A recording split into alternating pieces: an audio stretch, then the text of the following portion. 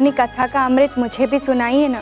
अवश्य रुक्मण, परंतु मेरी कथा जानने से पहले ये आवश्यक है कि तुम जान लो कि मैंने जन्म क्यों लिया। जब जब संसार में पाप बढ़ता है तब तब धर्म के उत्थान के लिए मुझे आना पड़ता। सतयुग, त्रेता और अब द्वापर में भी आना पड़ता। हे नागराज कालिया महाराज, हमें आपकी सहायता की आवश्यकता है।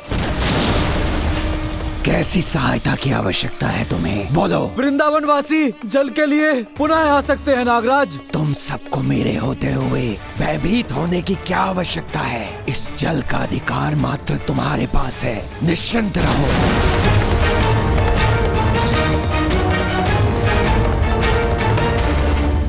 यशोदा बहन, यमुना का जल तो पूरी तरह सूख गया। ये कैसे हो सकता है? चिंतित होने से समस्या का समाधान नहीं होता है। किंतु आर्य, बिना जल के तो हम सबके जीवन संकट में पड़ जाएंगे।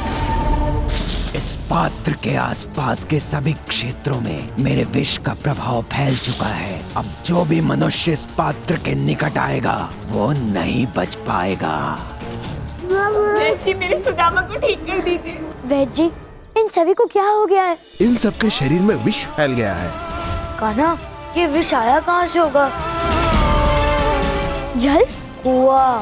दाऊ, इसका अर्थ है गांव के बाहर के कुएं का जल विषैला है। यहाँ गांव में एक बूंद जल नहीं है और तुम यहाँ जल व्यर्थ कर रहे हो कान्हा। तुम्हें इस बात का दंड मिलेगा। हाँ हाँ, दंड मिलेगा। नंद जी, समझाइए अपने पुत्र को। हमारे पास जल नहीं है और वो हमारी मटकियाँ फोड़कर जल व्यर्थ कर रहा है। कान्हा, क्या ये सत्य है पुत्र? बाबा, मैं सत्य कह रहा हूँ, उस जल में विष है। ये देखिए, आप सबके समक्ष में जल को पीऊंगा और देखिएगा मेरे को क्या होता है। किसी की सुनी सुनाई बातों पर विश्वास मत कीजिए। ये कृष्णा असत्य बोल रहा है।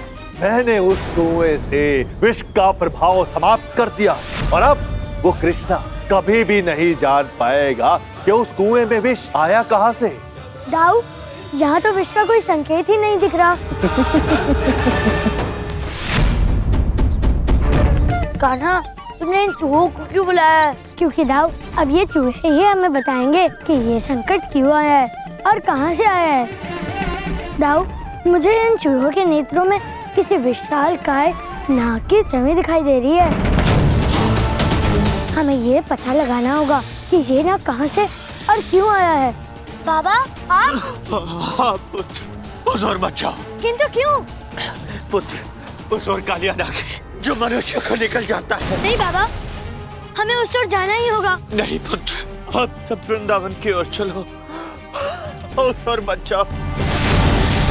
आज तो तुम बच गए, परंतु तुम्हारे ग्राम वासियों की रक्षा मेरे दूतों से कौन करेगा?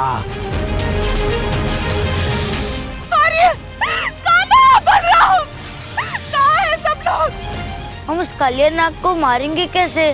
दाऊ, हमारा एक साथी है जो इस विपदा में हमारा साथ देगा। हे गरुण देव, आप प्रकट होइए। आज्ञा दीजिए नारायण। हे गरुण देव, आपको मनुष्य के समक्ष चुनौती बने उस दुष्ट कालिया नाग का संहार करना होगा। परंतु प्रभु, मैं आपसे क्षमा चाहता हूँ, मैं आपके इस कार्य को पूर्ण नहीं कर सकता। किंतु क्यों गरुण देव? अब मैं तुम्हें श्राप देता हूँ, आगे से तुम यमुना के तट के निकट भी आए तो तुम्हारे प्राण क्षण भर में उड़ जाएंगे। कालिया को इस श्राप के बारे में पता था, तभी से वो यमुना नदी में रहता है। हे प्रभु, आप अपने इस दास को क्षमा कर दीजिए। आप यमुना के समीप नहीं जा सकते, किंतु आप स्वयं वृंदावन चलकर उन नागों का सफाया तो कर ही सकते हैं ना। अब तुम अपने प्राण बचाओ।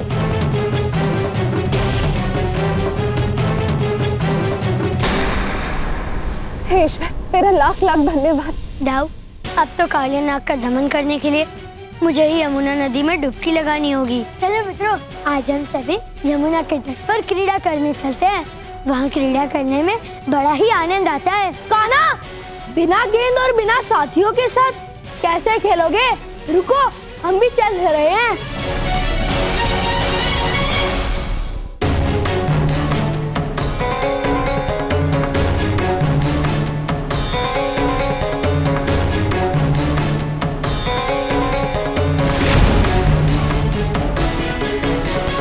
कान्हा, देखो, हमारी गेंद यमुना के भीतर चली गई है।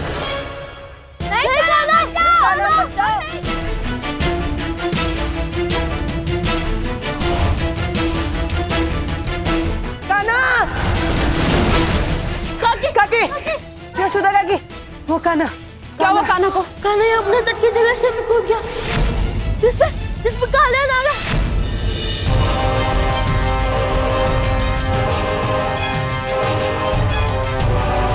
वो रही गेंद। चलो, गेंद तो मिल गई। तो तुम हो कृष्ण? हाँ, मैं ही हूँ कृष्णा, और मैं तुम्हारा काल भी हूँ। मैं यमुना के तट पर अपने साथियों के साथ खेल रहा था, तब मेरी गेंद यहाँ आ गई। ये गेंद तो मुझे मिल गई, फिर तुम मुझे मिल गए। अपने मित्रों के साथ तो मैं प्रतिदिन खेलता हूँ। सोच रहा हूँ कि आज मैं अपने एक शत्रु के साथ भी थोड़ा खेल लूं। ये क्या किया तूने बालक? मुझे गेंद से मारा। यशोदा, यशोदा चल के भीतर मत जाओ यशोदा। अब तुम जब तक जीवित हो यहीं बंदी बने रहो।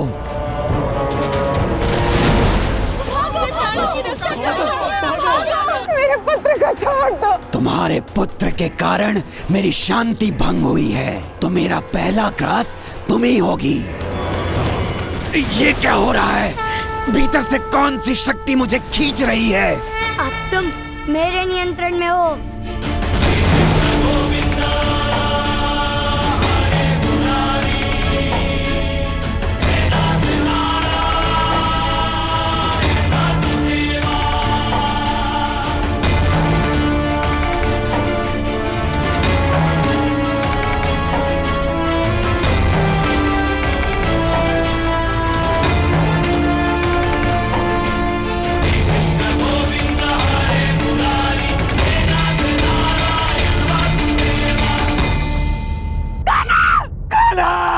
एक बात तो निश्चित है कि आप कोई सामान्य बालक नहीं हैं। कौन है आप?